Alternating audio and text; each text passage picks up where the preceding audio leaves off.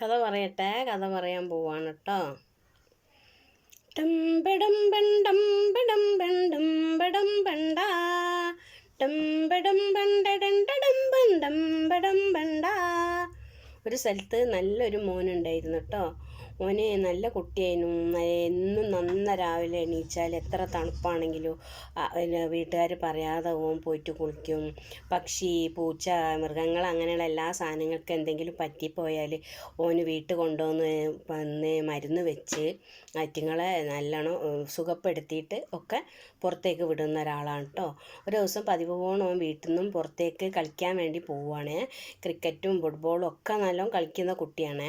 പോകുമ്പോൾ ഓന് അവിടെ നിന്ന് ഇവിടുത്തെ വെള്ളമൊന്നും ഓൻ കുടിക്കൂല കേട്ടോ.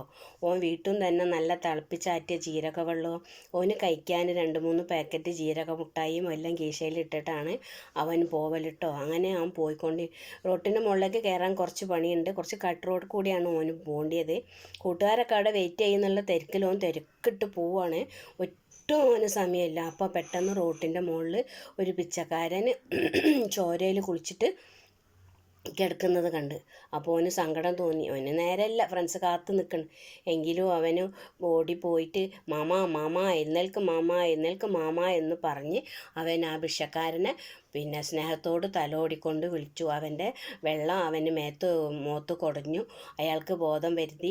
അയാൾക്ക് ലേശം വെള്ളം കൊടുക്കാനുള്ള പ്ലാൻ അവൻ ഇടുമ്പോഴത്തേക്ക് പെട്ടെന്ന് ഒരു ചാക്ക് അവൻ്റെ മുഖത്ത് കൂടെ വീഴുകയും നൊടിയിടയിൽ ആ പിച്ചക്കാരൻ അവൻ്റെ വായയിൽ തുണി കുത്തിത്തിരുകുകയും ചെയ്തു. അവനെ അനങ്ങാൻ പറ്റാത്ത അവസ്ഥയായിപ്പോയി. അവൻ വിചാരിച്ചു, ഞാൻ പെട്ടല്ലോ പഠിച്ചവനേന്ന് അവൻ മനസ്സിൽ വിചാരിച്ചു. അങ്ങനെ ഭിക്ഷക്കാരൻ അവനെയും തോളിലേറ്റി തിരക്കിട്ട് നടന്നു പോവുകയാണ്. അവിടെ ഒരു റെയിൽവേ ആയിരുന്നു. അതിൻ്റെ ചുറ്റിലും ഭയങ്കര കാടുമാണ്. അങ്ങനെ നടന്നു പോകുമ്പോൾ പെട്ടെന്ന് ഒരു പോലീസ് ജീപ്പ് അതിലൂടെ പാസ് ചെയ്ത് വന്നു. അപ്പോൾ ആ പോലീസുകാർ അവിടെ എന്തോ ഒരു മെസ്സേജ് കിട്ടുകയും അവിടെ ആ വണ്ടി നിർത്തി അവരെന്തോ 2 വർത്താനം പറയുകയും ചെയ്തപ്പോൾ ഈ ഭിക്ഷക്കാരൻ ജോലി ചെയ്ത് കൊയങ്ങിയ മാതിരി അവിടെ ഈ ചാക്ക് നിലത്ത് വെച്ചിട്ട് അഭിനയിച്ചു. അപ്പോൾ തന്നെ ആ ചാൻസിൽ ഇവൻ ചാക്കൊന്നും പുറത്തേക്ക് ചാടി റെയിലിൻ്റെ പക്കത്തുള്ള ആ കാട്ടിലേക്ക് മറിഞ്ഞു. അപ്പോൾ പോലീസുകാർ പോയപ്പോൾ പിച്ചക്കാരന് മനസ്സിലായി ഇവൻ രക്ഷപ്പെട്ടിട്ടുണ്ടെന്ന്. അങ്ങനെ പിച്ചക്കാരൻ അവിടെ മുഴുവനും തെരിയേനു. അങ്ങനെ അവന് ആ കാട്ടിൻ്റെ ഉള്ളിലേക്ക് അങ്ങോട്ട് കയറിയപ്പോൾ മൊത്തം മുള്ളും വള്ളിയും എല്ലാം കൂടിയാണ്. അപ്പോൾ അവൻ ഞെട്ടിപ്പോയി. അവൻ്റെ ചുറ്റിലും വേറെയും കുറേ ആൾക്കാർ ആ കുറ്റിക്കാട്ടിൽ ഒളിച്ചിരിക്കുന്നുണ്ടായിരുന്നു റെയിൽവേൻ്റെ തീരത്തിൽ. ആരൊക്കെയാണെന്നറിയണ്ടേ? വലിയൊരു സർപ്പം, വലിയൊരു കീരി, വലിയൊരു പാമ്പ്. ഒരു ഭാഗത്ത് ഇവനെ പാമ്പിനെയും ഇവരെയും എല്ലാം കണ്ടപ്പോൾ ഇവൻ അനങ്ങാതെ സ്റ്റാച്ചു മാതിരിയിരുന്നു. കാരണം ഇളകിയ പാമ്പ് കൊത്തും, അല്ലെങ്കിൽ കീരി കടിക്കും. അതിൻ്റെ അടുത്ത് വളരെ പേടിച്ചുകൊണ്ട് വലിയൊരു തവളയിരുന്നിരുന്നു. ഇവരെല്ലാവരും മുഖാമുഖം നോക്കിയെന്നല്ലാതെ എല്ലാവരും ഭയങ്കര ഭയപ്പാടിലായിരുന്നു. നോക്കുമ്പോൾ സംഭവം എന്താ വെച്ചാൽ കീരിയെ പിടിക്കാൻ വേണ്ടി നാട്ടുകാരാരോ നടക്കുന്നുണ്ട്. കീരി വന്നത് പാമ്പിനെ പിടിക്കാനാണ്. പാമ്പ് ആ പേടിയിലാണ്. പാമ്പ് വന്നത് തവളനെ പിടിക്കാനാണ്. തവള ആ പേടിയിലാണ്. ഇവനാണെങ്കിൽ ഭിക്ഷക്കാരൻ തെരിയുന്നുണ്ട്. ഇവനും ഭിക്ഷക്കാരനെ നോക്കിയിട്ടുള്ള പേടിയിലാണ്. നോക്കുമ്പോൾ 4 പേരും ഭയത്താലെ കണ്ണുകൾ ഭയം കൊണ്ട് മറിഞ്ഞുകൊണ്ടിരിക്കുകയായിരുന്നു. പെട്ടെന്ന് പാമ്പിന് കുറേ നോക്കിയപ്പോൾ തവളനെ കാണുന്നില്ല എന്ന് കണ്ടപ്പോൾ പാമ്പ് ഇവനെ ഒന്നും ചെയ്തില്ല. കാരണമുണ്ട്, കുറേ മുന്നേ ആ പാമ്പ് കുട്ടിയാകുന്ന കാലത്ത് അവൻ പാമ്പിനെ രക്ഷിച്ചിരുന്നു. പാമ്പിന് ആ നന്ദി ഉണ്ടായിരുന്നു.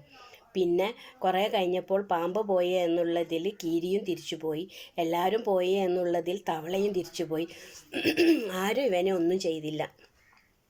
അങ്ങനെ കുറേ കഴിഞ്ഞപ്പോൾ നൂണ്ട് വാഹനത്തിൻ്റെ ശബ്ദം കേൾക്കുന്ന സ്ഥലത്തേക്ക് ഇവനും പോയി. എങ്ങനെയോ റോഡ് പിടിച്ച് അവൻ ഓട്ടോ വിളിച്ച് വീട്ടിലെത്തി. അതിൻ്റെ മുന്നേ ഇവൻ്റെ ജീരകമുട്ടായും വെള്ളവും എല്ലാം ഫ്രണ്ട്സ് റോട്ടിൽ കിടക്കുന്നത് കണ്ടിരുന്നു. അപ്പോൾ വീട്ടിൽ വിവരം അറിഞ്ഞിട്ട് ഭയങ്കര സങ്കടമായിരുന്നു. അപ്പോൾ നാട്ടുകാരെല്ലാവരും പറഞ്ഞു, അവൻ നല്ലൊരു മോനായിരുന്നല്ലോ, അവൻ എങ്ങനെ ഈ ഒരു വിധി വന്നു, കുട്ടിക്ക് എന്തോ സംഭവിച്ചിട്ടുണ്ട് എന്ന് പറഞ്ഞു. അപ്പോൾ അവൻ്റെ ഉമ്മ പറഞ്ഞു, അങ്ങനെയൊന്നും എൻ്റെ മോന് സംഭവിക്കില്ല, അവൻ്റെ കർമ്മഫലം അവനെ രക്ഷപ്പെടുത്തുമെന്ന് ഉമ്മ പറഞ്ഞു. അപ്പോൾ എല്ലാവരും മനസ്സിൽ ചിരിച്ചു. കുട്ടിയെ കാണാതായി ഇത്രയും മണിക്കൂറുകളായി, എന്നിട്ടും ആ ഉമ്മയുടെ ഒരു വിശ്വാസം കണ്ടില്ലേ. പെട്ടെന്നാണ് മുറ്റത്ത് ഓട്ടോ വന്ന് നിൽക്കുന്നതും കുട്ടി ചാടി ഇറങ്ങുന്നതും കണ്ട് എല്ലാവർക്കും സന്തോഷമായി. കഴിഞ്ഞ കഥകളെല്ലാം അവൻ എല്ലാവരോടും വിവരിച്ചു. അവിടുത്തെ റെസിഡൻസി അവന് വലിയൊരു സ്വീകരണവും മരണത്തിൽ നിന്ന് രക്ഷപ്പെട്ടു വന്ന സൽക്കാരവും കൊടുത്തു. അടുത്ത കഥയുമായിട്ട് വരുന്നവരെ നമ്മളും ഇതുപോലെ തന്നെ നമ്മളെ കർമ്മങ്ങളും എല്ലാം നന്നാക്കണം. ടംബടം ബണ്ടം ബടം ബണ്ടം ബടം ബണ്ട ടംബടം